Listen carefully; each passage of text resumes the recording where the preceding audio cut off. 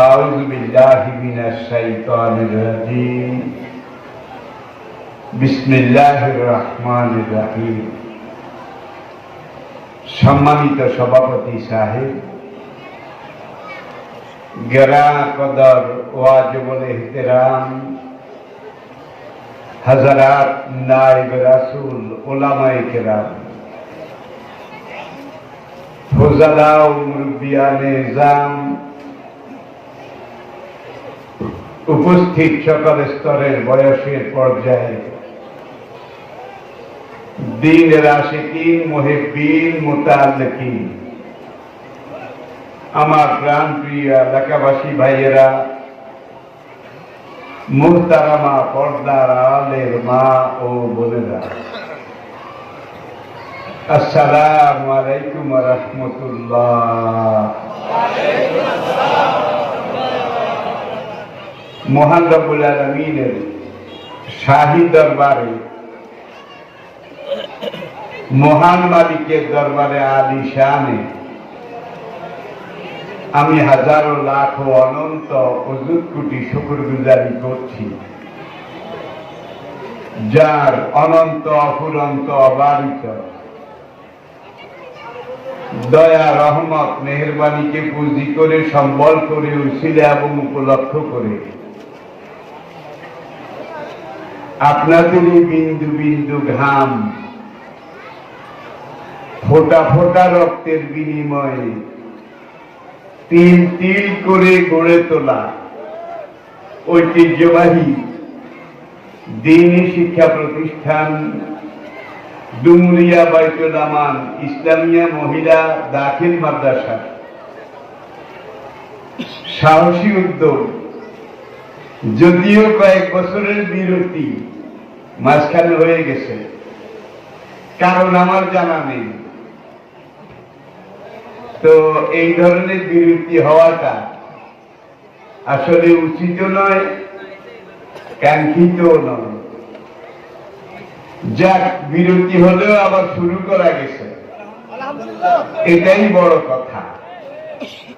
আসলে একটা প্রতিষ্ঠান গড়ে তুলতে একটা জীবন চলে যায়, এটা একদিনের এক সময়ের কাজ নয়। ধীরে ধীরে একটা ইটের উপরে আরেকটা ইট, তার উপরে আরেকটা ইট, এইভাবে রাখতে রাখতে পরিশেষে একটা সৌধমালা, একটা বিল্ডিং এ রূপান্তরিত হয়। আলহামদুলিল্লাহ, আমার ঘড়িতে এখন প্রায় 11:15 বাজে। আমাকে 10টায় দেওয়ার কথা ছিল, এখন তো বয়স হয়ে গেছে জানেন। 10টা পর্যন্ত আমি কোথাও এখন আর থাকি না, পারি না। আর 11:15টায় শুরু করে 11টায় ওয়াজ করব, এটা তো আপনারা বুঝতেই পারছেন। সাংবাদিক এবং মিডিয়ার ভাইদেরকে আমি অনুরোধ করছি,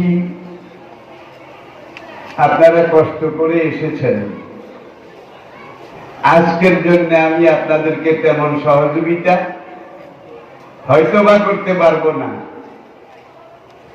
তবে আগামীকালকে বিপুলাশা রেল স্টেশনের 3 কিলোমিটার পূর্ব দিকে আগামীকাল মুহতারাম হযরত আল্লামা মাওলানা ফখরুদ্দিন আহমদ সাহেব, তার মাদ্রাসায় আমার জলসা আছে। ওইসব জায়গায় সময় মতো দেওয়া হয়। আগামী পরশু ওদারহাট মাইজদি পশ্চিমে, কালকে বিপুলাশার, পরশু উদারহাট, এই দুইটা দাওয়াত আমি আপনাদেরকে দিয়ে রাখছি এই জন্যে যে আজকে আপনাদের শ্রম আমি পোষাতে পারবো না। আপনাদের মন আছে, আগ্রহ আছে, কিন্তু আমারও সীমাবদ্ধতা আছে। এই বয়সে 11:15টায় ওয়াজ শুরু, এইটা বোধহয় আমার 2-4 বছরে হয় নাই, 2-4 বছরও হয় নাই। আর এটা আমার বর্তমান বয়স, স্বাস্থ্য, শরীর অবস্থা, অবস্থান কোনো কিছুর সাথেই খাপ খায় না, যার জন্য আমি আগেই আপনাদের কাছে ক্ষমা চেয়ে নিচ্ছি। সামনে ঈদ আসতেছে, রমজানের পরে আপনারা ঈদে আরঙ্গের জামা কাপড় পোশাক এগুলো কিনবেন না, পরবেন না। আরং যে বেয়াদবি করেছে ইসলামের সাথে, আল্লাহর নবীর দাড়ির সাথে, তাদেরকে উৎখাত করা এখন ফরজ হয়ে গেছে। আর এই উৎখাত করার মোক্ষম ষড়যন্ত্র, মোক্ষম ব্যবস্থাপত্র যেটা, সেটা হলো তাদের পণ্য। এটাকে শতভাগে শতভাগ বর্জন করতে হবে। আপনারা কি রাজি আছেন? নবীর দাড়ি, এটাকে যারা টিটকারি করেছে, অবজ্ঞা করেছে, তাদের কারখানার কর্তৃপক্ষের পাঞ্জাবি গায়ে দিয়ে ঈদের নামাজ পড়লে আসলে নামাজ হবে কিনা, এটা আপনারা নিজেরাই চিন্তা করলে বুঝতে পারেন। এইভাবে যুগে যুগে যারা ইসলামের সাথে বেয়াদবি করেছে, তারা কেউ পার পায়নি। কোন নবীর সাথে বেয়াদবি করে কোন বেয়াদব কোন যুগে বাঁচতে পারেনি। আপনারা জানেন, আমাদের নবীজি নবুয়তের আগে একজন মেয়ে জামাই ছিল, আবু লাহাবের ছেলে। আবু লাহাবের ছেলে ওতায়বা। ওতায়বা হুজুর নবুয়ত পেলেন, রিসালাতের দাওয়াত দিলেন, কোরআনের দাওয়াত দিলেন। আর ওই আবু লাহাবের ছেলে ওতায়বা, সেও কাফেরদের দলে গিয়ে শ্বশুর আব্বা মানে আল্লাহর নবী, তার বিরোধিতা শুরু করলো। অন্যরা বিরোধিতা করা এক জিনিস, আর মেয়ে জামাইয়ের বিরোধিতা, এটা তার একটু ব্যতিক্রম, কেমন যেন বেখাপ্পা, বেমানান। নবী একদিন কাবার সামনে দাঁড়িয়ে তাওহীদের দাওয়াত দিচ্ছিলেন। এই সময় ওই মেয়ে জামাই আবু লাহাবের ছেলে ওতায়বা, সে এসে নবীজির চেহারা মুবারকে ওয়াক থু করে এক দলা থু থু নিক্ষেপ করে দিল। সবাই বলেন নাউজুবিল্লাহ। নবী তো সবকিছু সহ্য করতেন। নবীজি ছিলেন ধৈর্যের পাহাড়, নবীজি ছিলেন আদর্শের পথে অটল, অনড়, অবিচল। কিন্তু এই বেয়াদবি আল্লাহ নবীর প্রেস্টিজে লাগলো। নবীজি বলে ফেললেন, আয় আল্লাহ, তোমার কুকুর সমূহের একটা কুকুর, তোমার কুকুর সমূহের একটা কুকুর ওকে নেশাকার করার জন্য ওর পিছনে লাগিয়ে দিও। নবী কথা এটা বলে ফেলেছেন। এই বলার পর থেকে ও তার যেদিকে যায়, সে একা হাঁটতে পারে না, চলতে পারে না, ব্যবসা বাণিজ্য করতে পারে না, ঘর সংসার করতে পারে না। সঙ্গীরা সাথীরা জিজ্ঞাসা করলো, তুমি এত ভয় পাচ্ছ কেন? ওটা আবার জবাব দিত, আমি যেখানেই যাই যেন কুকুর এসে আমাকে হামলা করে, আক্রমণ করে। সেই ওতারা একবার সিরিয়া ব্যবসা করার জন্য গিয়েছিল, কুরেশ কাফেলার সাথী হয়ে। কুরেশদের আরো অনেক লোক সেই কাফেলায় ছিল। এক জায়গায় রাত হয়ে গেল।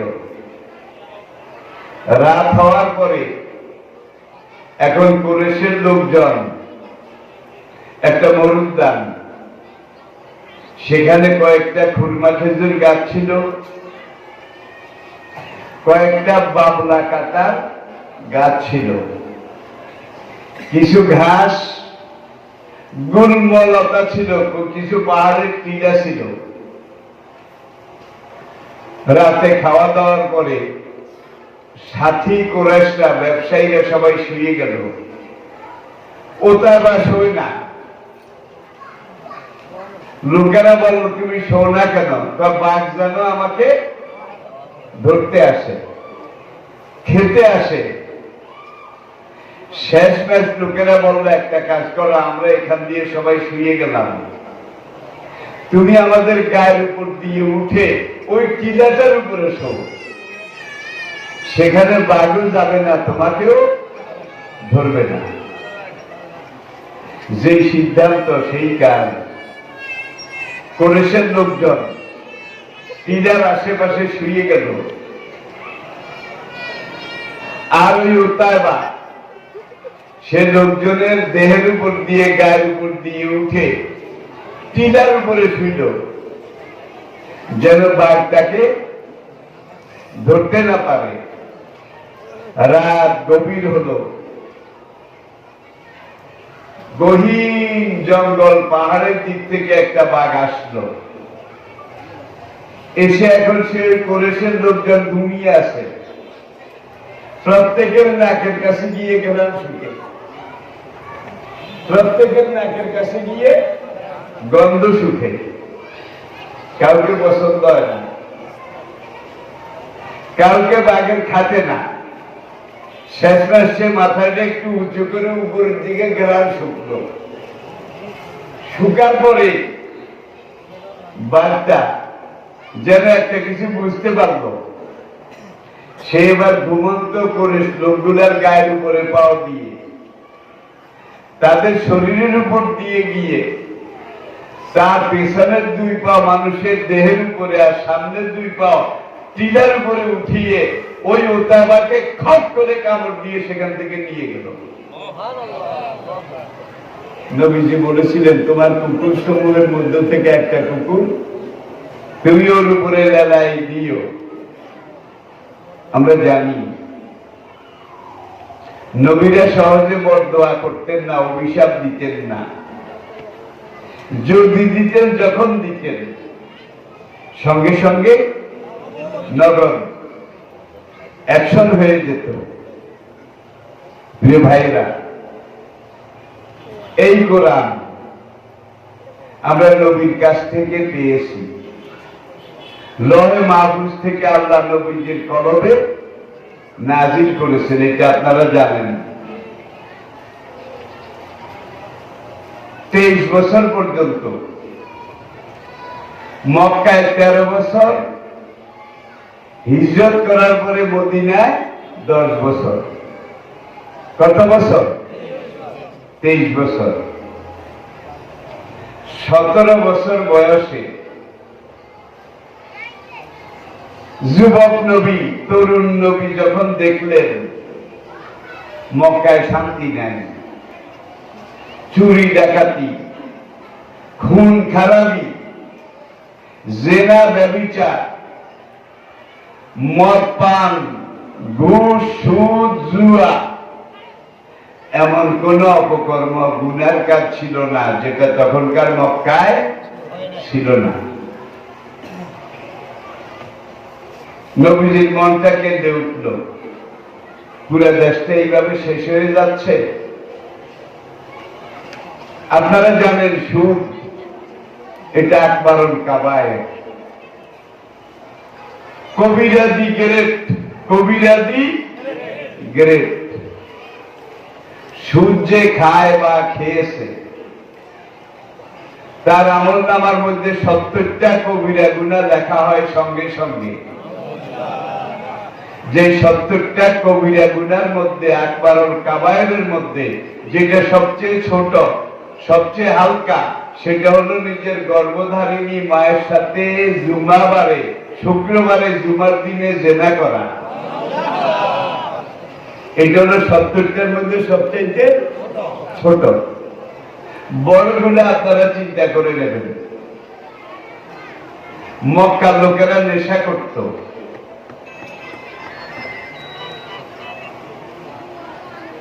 এই নেশা এটাতে পুরা সমাজ ভেসে যাচ্ছিল।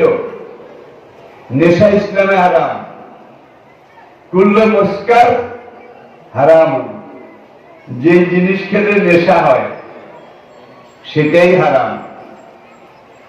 সুদ হারাম, জুয়া হারাম, মূর্তি পূজা হারাম, ভাগ্য পরীক্ষা, চড়ুই পাখি আর টিয়া পাখি দিয়ে ভাগ্য গণনা কি এটা আমাদের দেশে আসে না নাই? এই ধরনের যত রকমের জেনা, বদকারী, ব্যভিচার সবকিছু নবীজি দেখলেন এইভাবে তো চলতে পারে না। তিনি একটা যুব সংগঠন গঠন করলেন। সংগঠনটার নাম ছিল হেল্পফুল হুজুর, আপনারা জানেন। এখানে 5 জন যুবক ছিল যাদের নাম ছিল ফজল। 5 ফজল মিলে আরো ছিল 10 জনের বেশি, যার জন্য হেল্পফুল ফজল এই অপকর্ম, খারাপ কাজ, নিরর্থক কাজ এগুলার বিরুদ্ধে যুদ্ধ ঘোষণা যখন করা হলো, আমরা দুর্বলকে সহায়তা করব, জালিমকে প্রতিরোধ করব, আমরা নিজেরা অন্যায় করব না, কাউকে অন্যায় করতে দেব না, আমরা নেশা করব না, কাউকে নেশা করতে দেব না। এই ধরনের কয়েকটা শর্ত, এগুলা দিয়ে একটা সমিতি গঠন করলেন হেল্পফুল ফজল। নবী নিজে হেল্পফুল ফজল সমিতির সভাপতি ছিলেন। 17 বছর বয়সে শুরু করেছেন। 40 বছর বয়স পর্যন্ত নবী এই হেল্পফুল ফজল এই সমিতি এটার পরিচালক ছিলেন। পাপ, জুলুম, অত্যাচার, ব্যভিচার, মদ, জুয়া এগুলা দূর করার জন্য, বন্ধ করার জন্য 17 থেকে 40 বছর পর্যন্ত চেষ্টা করলেন, কিন্তু কিছুই করা গেল না। যেখানের পাপ সেখানে, যেভাবে অন্যায় সেভাবে। নবীজির মন খারাপ হয়ে গেল। আচ্ছা, 17 থেকে 40 পর্যন্ত কত বছর? কত? 23। 40 বছর পরে যখন 40 ঘনিয়ে আসছে, 40 হবে, প্রিয় নবী মক্কা ছেড়ে কাবাগরের 3 কিলোমিটার পূর্ব দিকে হেরা পাহাড়ের গুহায় গিয়ে ঢুকলেন। সেখানে ঢুকে তিনি ধ্যান করলেন, পরিকল্পনা করলাম, আন্দোলন করলাম, সংগঠন করলাম, কিন্তু পাপ, অন্যায় কিছুই দূর করা গেল না, সরানো গেল না। করবোটা কি? এইভাবে ভাবছেন। সময় এসে গেল। একদিন সবে সাদেকের সময় জিবরাইল এসে গেলেন। এসে নবীর উপরে নাজিল করলেন, ইকরা বিসমি রাব্বিকাল্লাযী খালাক। হে মুহাম্মদ, এতদিন আপনি মক্কায় ছিলেন, ব্যক্তি মুহাম্মদ, যুবক মুহাম্মদ। এখন থেকে, আজ থেকে, এই মুহূর্ত থেকে আপনি নবী মুহাম্মদ, আপনি রাসূল মুহাম্মদ। মক্কাতে আপনি 23 বছর অন্যায়ের বিরুদ্ধে সংগ্রাম করেছেন। হেল্পফুল ফজল সমিতি দিয়ে যুবকদেরকে নিয়ে, সমমনা যুবকদেরকে নিয়ে অন্যায় দূর করার চেষ্টা করেছেন, কিন্তু অন্যায় দূর হয়নি। একটাই কারণ, যদিও আপনি মক্কার সবচেয়ে ভালো মানুষ, সৎ মানুষ, আমানতদার মানুষ, সকলের গ্রহণযোগ্য মানুষ, কিন্তু আপনি গত 17 থেকে 40 বছর পর্যন্ত 23 বছর অন্যায়ের বিরুদ্ধে যে প্রতিরোধ, প্রতিবাদ করেছেন, ব্যক্তি মুহাম্মদ হিসাবে করেছেন, আপনার নিজের মনের পরিকল্পনা থেকে করেছেন। আপনার পরিকল্পনার সাথে খোদাই পরিকল্পনার কোন সম্পর্ক ছিল না। মানুষের ব্যক্তি পরিকল্পনা, মন গড়া পরিকল্পনা, মানব রচিত পরিকল্পনা, এটা দিয়ে কোনোদিন সমাজের অন্যায় দূর করা সম্ভব অতীতেও হয়নি, এবারও হয়নি, কোনোদিন হবে না, সম্ভব নয়। এখন থেকে আপনি নবী মুহাম্মদ, আপনার পরিকল্পনা এখন থেকে চলবে আল্লাহর পরিকল্পনা মাফিক। এখন থেকে আপনার আন্দোলন চলবে আল্লাহর পরিকল্পনা অনুযায়ী। এখন থেকে আপনার সংগ্রাম জিহাদ চলবে আল্লাহর দেওয়া পরিকল্পনা অনুযায়ী। এইবার আপনি মক্কায় ফিরে যান। ফিরে গিয়ে আমি জিবরাইল আপনাকে প্রতিনিয়ত লহে মাহফুজ থেকে নির্দেশ এনে দেব। আল্লাহ যেটা যখন আনতে বলে ওহি ওহি, আপনি সেই অনুযায়ী ওহির আলোকে মক্কাতে আন্দোলন শুরু করেন, অন্যায়ের প্রতিবাদ প্রতিরোধ শুরু করেন। আপনার ব্যক্তির পরিকল্পনা নয়, কোরআন আল্লাহর পরিকল্পনা দিয়ে শুরু করেন।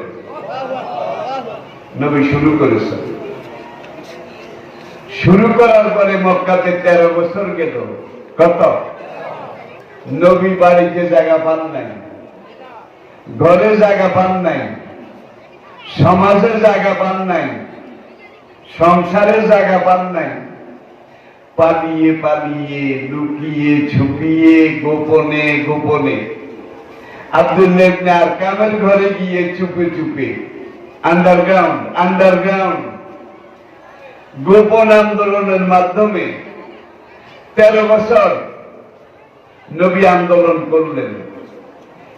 পুরা 13 বছর বিরোধিতা বিরোধিতা বিরোধিতা, এত বিরোধিতার ভিতর দিয়েও কিছু লোক আগায় আসলো।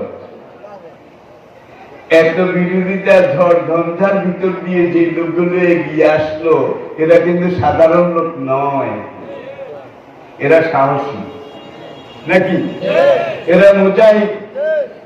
বেলালের মতো যুবক, সোহাইবের মতো যুবক, আম্মার ইবনে ইয়াসিরের মতো যুবক, সালমান ফারসির মতো মুরব্বী, আবু বকরের মতো মুরব্বী, কিছু মুরব্বী কিছু যুবক, তারা এগিয়ে আসলো। বিরোধিতা আরো বাড়লো। পুরা দুনিয়া থেকে হজের সময় মক্কাতে লোক ঢুকে। খবর ঠাকুরের জয়, মানার ঠাকুরানির জয়, এগুলা বলতে বলতে লাব্বাইক লাব্বাইক ঠাকুর ঠাকুরানির জয় হোক, এগুলা বলতে বলতে মক্কার দিকে ঢুকে। আবু জেহেলরা হজের 4 দিন আগে দারুল নদওয়াতে একটা বৈঠক করলো, একটা কাজ করো। মানুষ যে বিভিন্ন দেশ থেকে হজ করতে আসে, হজ করতে এসে তারা মুহাম্মদের সাথে দেখা করে। অনেক হাজি মুহাম্মদের সাথে যোগাযোগ করে। আর মুহাম্মদ এমন এক ব্যক্তি যার কথার মধ্যে জাদুর আসর আছে। মুহাম্মদ এমন এক ব্যক্তি যার কথা শুনলে তার বিরোধিতা আর কেউ করে না। তারা বললো তাহলে করা উচিত কি, কি করা দরকার? মক্কায় ঢোকার 4টা রাস্তা আছে, 4টা রাস্তা। এই 4 রাস্তায় তোমরা 4 গ্রুপ দিন রাত 24 ঘন্টা ডিউটি করবে।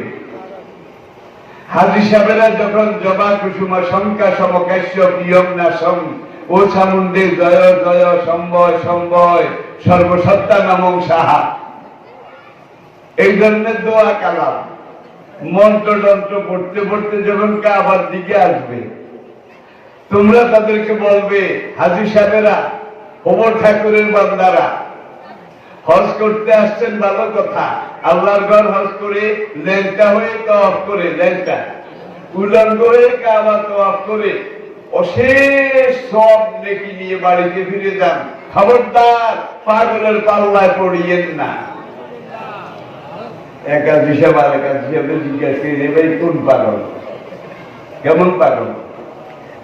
তখন ওরা আবার বলে হাজী সাহেব আপনারা জানেন না, মক্কায় একটা লোক মাথা খারাপ হয়েছে, সে অসংলগ্ন কথাবার্তা বলে, এমন এমন কথা বলে যেটা তাদের বাপ দাদার 14 গোষ্ঠীর ধর্মের ধারে কাছেও নাই, নতুন ধর্মের কথা বলে।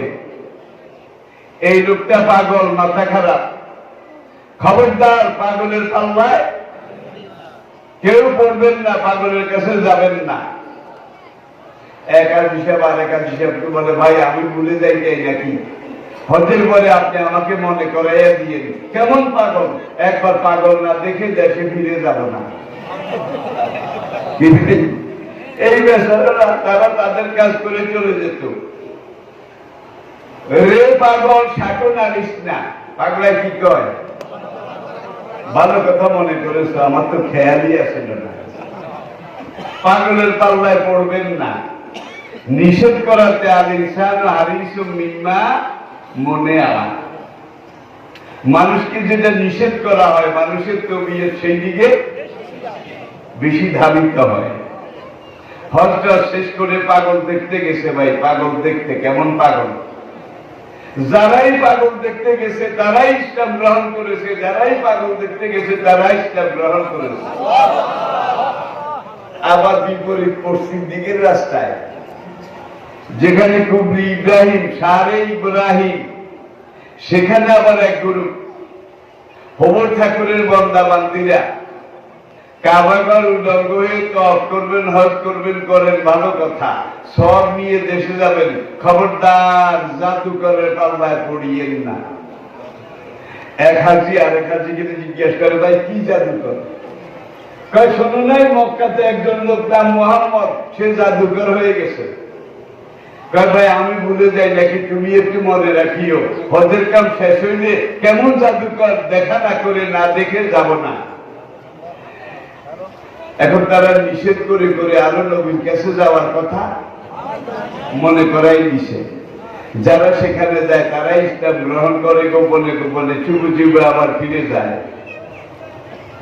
মদিনাতে গত কয়েক বছর ইসলামের ভালো একটা ব্যাকগ্রাউন্ড তৈরি হয়ে গেল।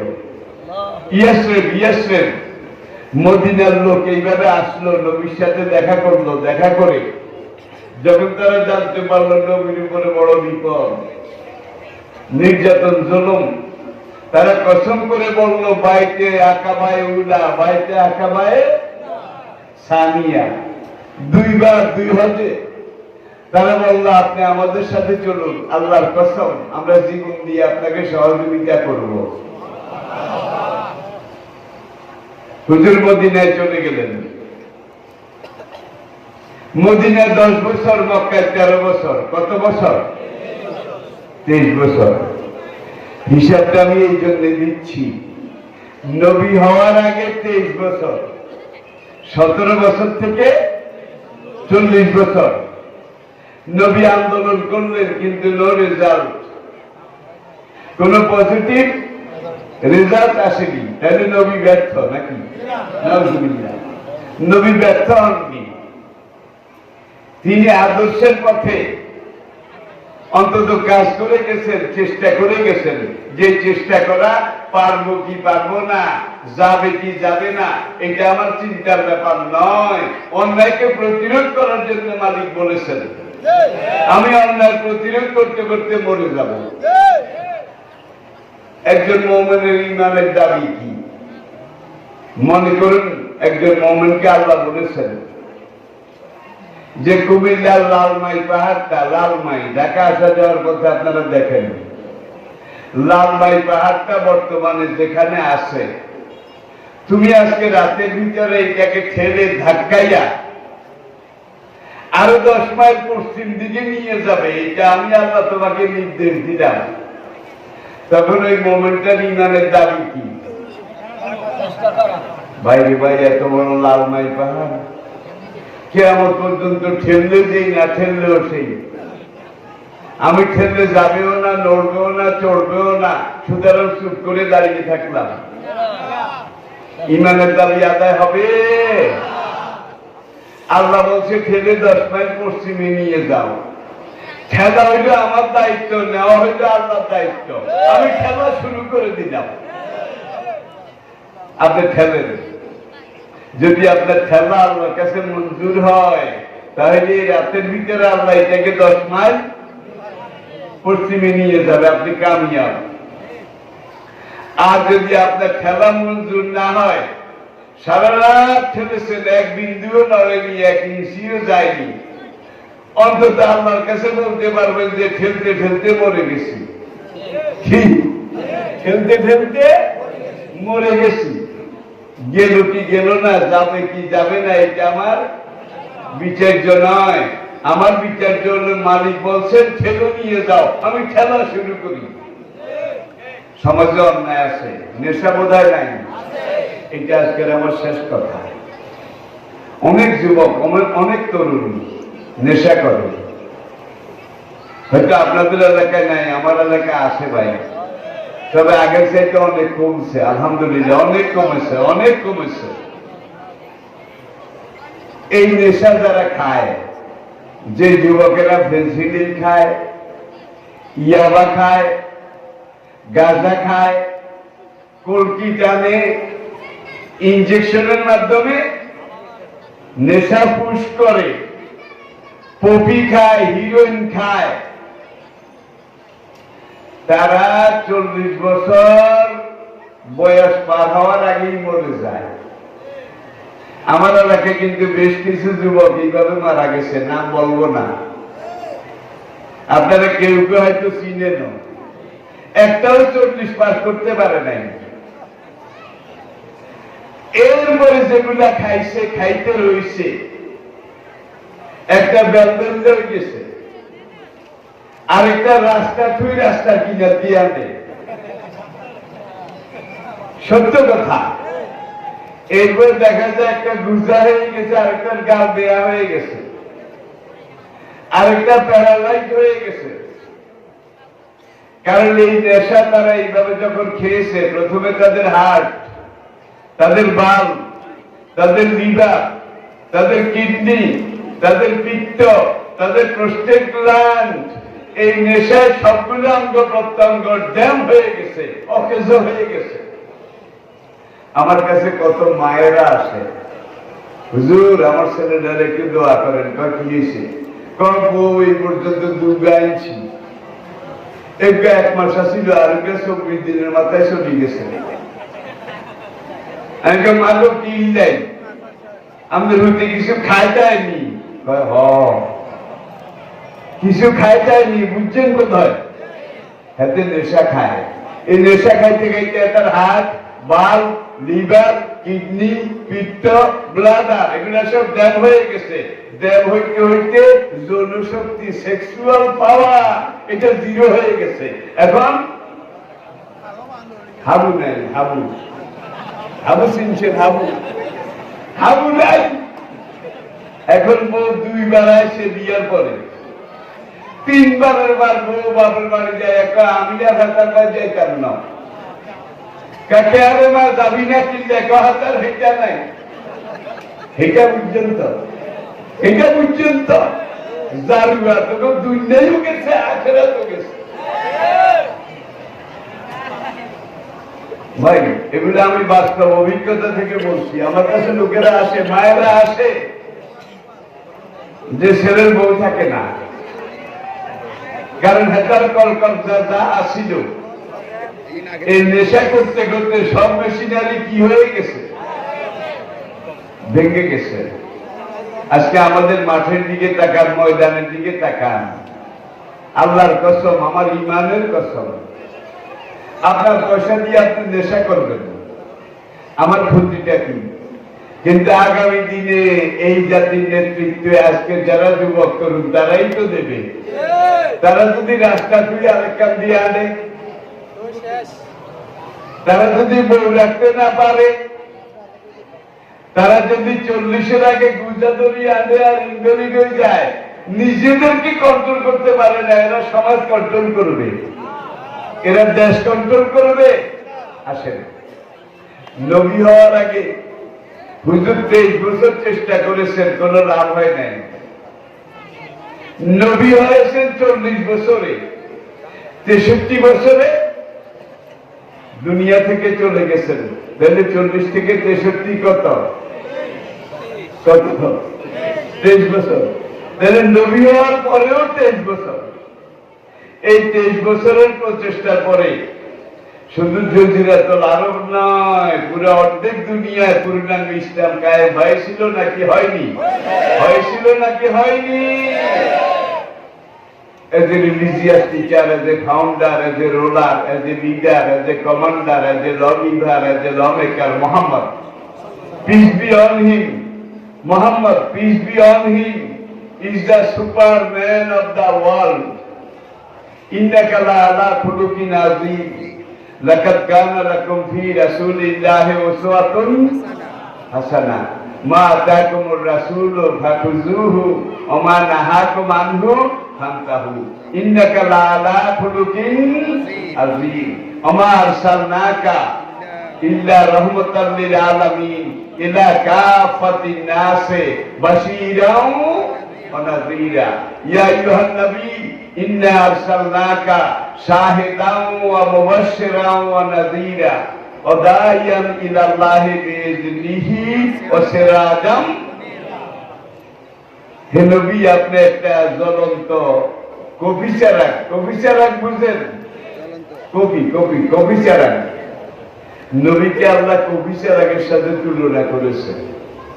সূর্যের সাথে তুলনা করা দরকার ছিল, তাও তো পুরো হইতো না।